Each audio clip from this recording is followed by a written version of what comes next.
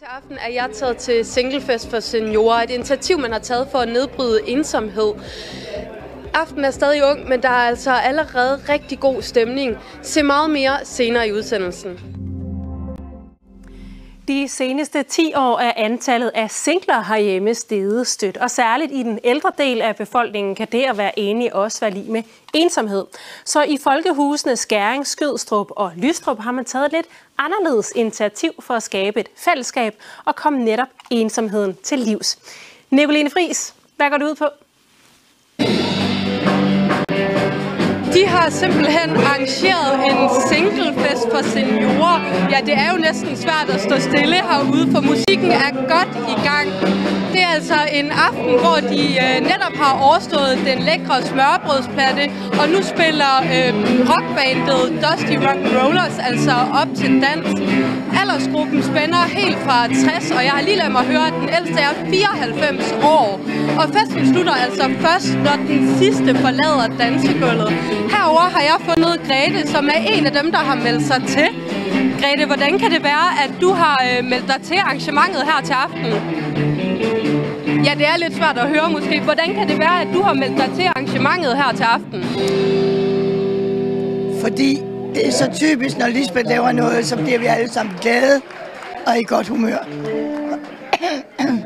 Og det er jo dejligt. Og hvad har du glædet dig allermest til her til aften? Samværet og undskyld musikken. Og bare det at være sammen, hvor glade folk.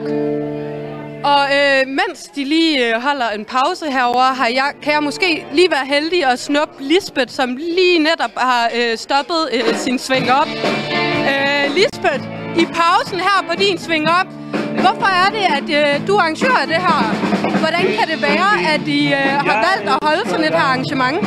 Det har vi, fordi vi ved, at der er rigtig mange, der gerne vil ud at danse. Vi ved også, at der sidder rigtig mange alene, som har lyst til et fællesskab. Så er vi 3 brugerråd, Lystrup, Skæring og Skødstrup, der er gået sammen og lavet den her singlefest. Og vi kan lidt af hver alle 3. Vi har Hans på trommer, og så har vi Nina, og så mig. Og altså, hvordan har de taget det imod det herude? De har taget det rigtig flot imod det. Det var lidt svært at komme i gang, fordi vi kunne ikke rigtig finde ud af, hvordan de skulle betale. Og da vi så fandt ud af, at det var et problem, så løste det sig. Det kunne godt have været mange flere i aften. Jeg har også fundet hernede i hjørnet, der sidder Henning. Han er godt nok ikke kommet ud på dansegulvet endnu, men han sidder godt nok og holder øje, og nu er der kommet lidt klap ind over os. Henning, hvad har du glædet dig allermest til her til aften? En gang til. Hvad har du glædet dig allermest til her til aften? Jeg har glædet mig til at komme op og være sammen med de ældre mennesker og have en rigtig hyggelig aften. Og det har vi til fulde. Og regner du med at finde en kæreste her til aften? Nej, jeg har en kone, der ligger her på plejehjemmet. Jeg er ikke single. Ja, om det bliver kemi mellem folk herude, eller bare en rigtig dejlig aften, det vides jeg nu ikke. Det var alt, hvad vi nåede fra 1930-udsendelsen her til aften. Tak for i aften.